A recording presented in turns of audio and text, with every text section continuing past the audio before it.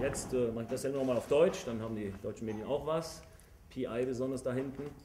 Hallo, Michael. Hallo, Oskar.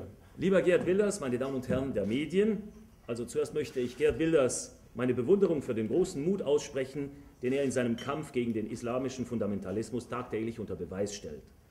Ich möchte mein Bedauern darüber äußern, dass die geplante Konferenz in meiner Heimatgemeinde abgesagt werden musste, weil unser sozialistischer Gemeindepräsident aus Angst vor der Anfrage einiger Islamisten, eine friedliche Demonstration zu organisieren, das von der Schweizer Verfassung verbriefte Recht auf freie Meinungsäußerung mit Füßen getreten hat.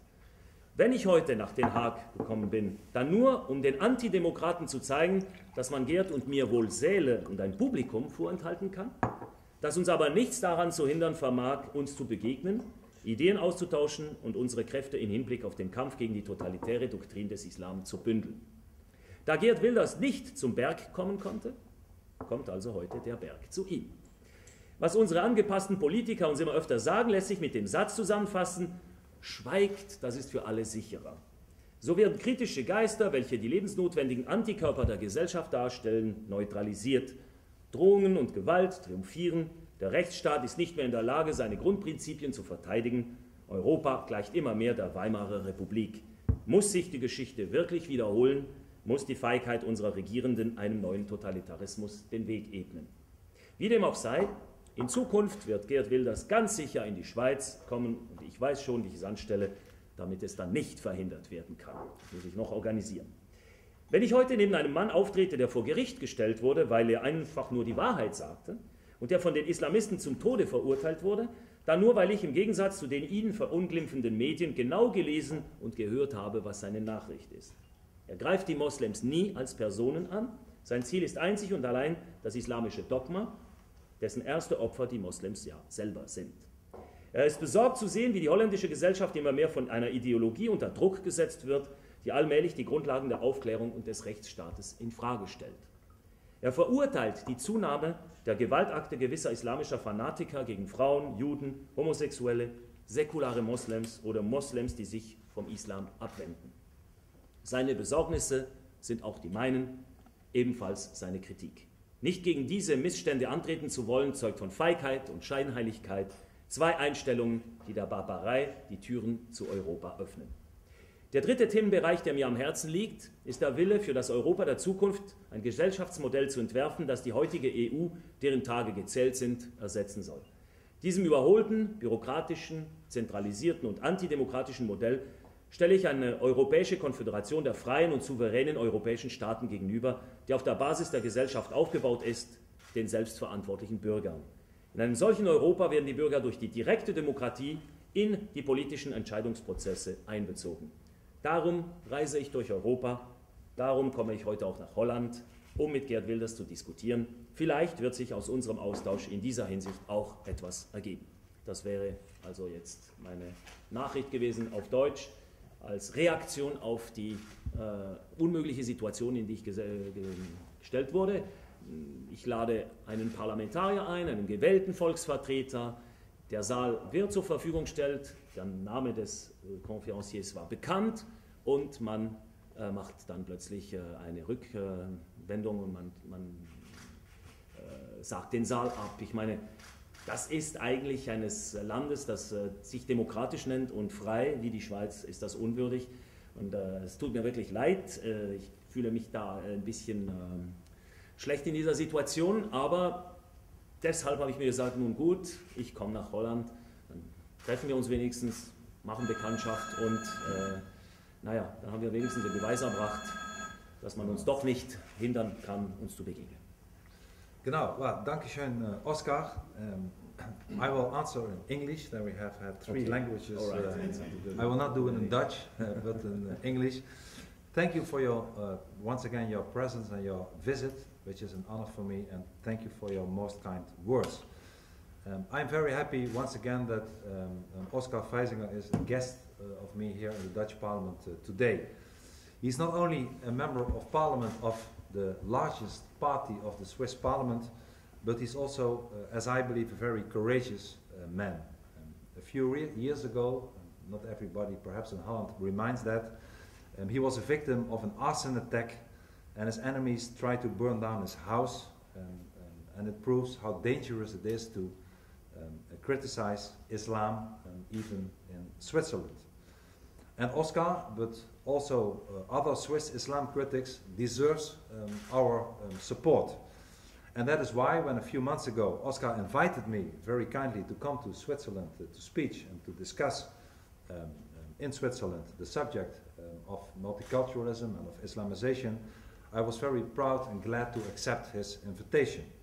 I also wanted to meet the man who 2 years ago was the driving force behind the Swiss minaret referendum. As we all know, in November 2009, on your initiative, Oskar, over 57% of the Swiss voters banned the building of new minarets in Switzerland. And I was very proud of that. And we envy Switzerland for its system of direct democracy, which allows the Swiss people to have a direct say of its own fate. And immediately after the Swiss referendum against the minarets, I proposed here in the Kingdom of the Netherlands that we would also hold a similar referendum. And like in Switzerland, I believe that the majority of the Dutch people also oppose these symbols of Islamic domination. However, unfortunately, Oskar, we were denied such a referendum. Indeed, we are hardly ever granted a right to hold a referendum in the Netherlands. And whenever we are allowed to have a referendum, such as the one in 2005 on the European Constitution, the ruling establishment, the ruling elite simply disregarded the results and pushes through its own projects anyway. Unfortunately, even in Switzerland, traditional Western freedoms are being restricted as a result of Islamization. Everybody perhaps remembers that 2 years ago, the socialist government in Great Britain banned me from entering the United Kingdom, where I had been invited to speak in the House of Lords on the invitation of another colleague, a member of Parliament. And I, at that time, successfully appealed against the decision, and a few months later, the Socialist Party was also driven from power. I don't know if the two are interconnected, but I hope at least it had a little effect. 2 weeks ago, the socialist mayor of Saint-Vièze banned me from speaking in the municipal hall of its own town because, as Oskar said, leftish, perhaps even Islamic groups threatened and to demonstrate against my coming to Switzerland. And when a private conference room was found in Sion, demonstrators, again threatening violence, also made that venue impossible. And that is a very sad thing indeed. And it shows, unfortunately, that it has become sometimes impossible, even in Switzerland, to openly and freely discuss the issue of immigration and Islamization. And the fact that we are being treated almost as elected politicians, that we are almost treated as criminals for telling the truth, must, however, not deter us. And I will, and I'm sure Oskar never will, refrain from speaking the truth. That's why we are elected. That's why we are politicians. We want to speak the truth. And I will speak out, even if they have to drag me to 500 courts and threaten to jail me for 1,000 years. The truth will always be the only thing that we should aim for. And our opponents, whether it's in Switzerland, whether it's in Holland, whether it's in other parts of the world, at the end of the day, they will not win. Legal prosecutions, threats, violence will not force us into submission. And I have accepted Oskar's invitation to come. Of course, like he said, he has to find a way how to do it, but to come later this year, I hope, to Switzerland and to be able to discuss the issue that Oskar invited me for in the first place. Because I believe that it's our duty to fight for the preservation of our liberties, and especially the most important of that liberties, which is the freedom of speech and the right to speak the truth. And I'm happy to be able to do this side by side with courageous politicians such as Oskar certainly is. Once again, thank you, Oskar, for coming to The Hague today, so that together we can make a point that we will not give in, we will actually never give in, and that we are determined to win the battle for freedom in Switzerland, in the Netherlands and in other parts of the world. And we are the men of the West. No one will silence us, and I'm happy that you're here, and I'm looking forward to come to Switzerland later this year. Thank you for inviting me. Thank you so much. I don't think that I was not allowed to enter Switzerland. No. This is a difference from the United Kingdom, where the federal government decided for crazy reasons, and luckily they were overruled by the UK courts, that I was not allowed to enter. I think if I would go to Switzerland, I hope at least, that I was allowed to enter. The problem was that in the city of Oscar, in the county of Oscar, I was not allowed by some politicians to speak, but you know it better than I do. I don't think I was rejected by the government. He couldn't, even the mayor couldn't forbid him, because this is against our law and our constitution. No, he only denounced the booking of the city room, so we had no room. That's the way they do it. And invoking the security, we can't guarantee security, so we don't leave you this room at disposal. That was the way they did it.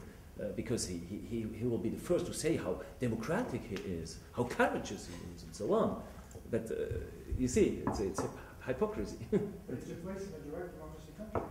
Yes, but that we call the void. That's out of the will of the people. Yeah. You can vote about that if they play it on that way. So we have to find a city major which is from the SVP, and an owner of the room which is an SVP, and so on. The next time I will do it like that. But in the Valais we are a minority. Our party is not so big in the Valais. In the other cantons where we have the power, it wouldn't have been like that. Herr Freysinger, Sie haben ja dann versucht, einen Ersatzraum zu finden. Einen privaten Besitzer. Können Sie uns erzählen, was da für Drohungen dann aufgetreten sind, dass er dann auch letztlich zurückgezogen hat? Ja gut, also dieser islamische Zentralrat hat dann telefoniert und ihm dann schon mal Angst gemacht, was er denn da für Folgen zu gewärtigen habe, wenn er uns jetzt da den Saal zur Verfügung stelle und so weiter. Und sie haben dann auch gedroht, sie kämen dann massiv da zum Demonstrieren. Und das Problem war, der hatte am selben Abend eine Hochzeit mit 120 Gästen zum Abendessen plus Aperitif. Und jetzt haben das Ehepaar plötzlich Angst bekommen, weil da diese Drohungen waren. Und das Ehepaar hat dann gesagt, ja gut, ich meine, dann überlegen wir uns, ob wir jetzt die Hochzeit da machen. Das wären natürlich einige tausend Franken gewesen, die er verliert. Naja gut, ich habe es dann aufgegeben. Er war in einer Zwickmühle, er wusste nicht mehr, was tun. Und die Polizei, die hat dann ihm dann auch noch verständlich gemacht, wenn es dann Schäden gäbe, dann müsste er vielleicht noch dafür bezahlen. Ja gut, dann war es einfach dem guten Mann zu viel. Okay, ich kann ihn auch verstehen. Aber der Druck war nur indirekt. Es war immer so gemacht, dass man ja eigentlich, ja, dass man den Leuten nichts vorwerfen kann. So wird das eigentlich gehandhabt. Aber ich finde es scheinheilig. Short question. Yes, a short question, yes. We heard what Oskar Freysinger told about the violence threats in Switzerland of some Muslim organizations and of some Muslims. Do you think their tactics succeed, that we lose our freedom with this violence threats and the people? Yes, but unfortunately not only with violent threats. There is a real jihad and there is a legal jihad. And certainly it works. Intimidation works. Always it works. And it's up to us. I believe that is one of the reasons that Oskar is here today, that he's fighting the intimidation by people who are using non-democratical means, which is threats to restaurant holders or anything else. So unfortunately it's working, but it's for people who stand up, for brave people, not to give in to that.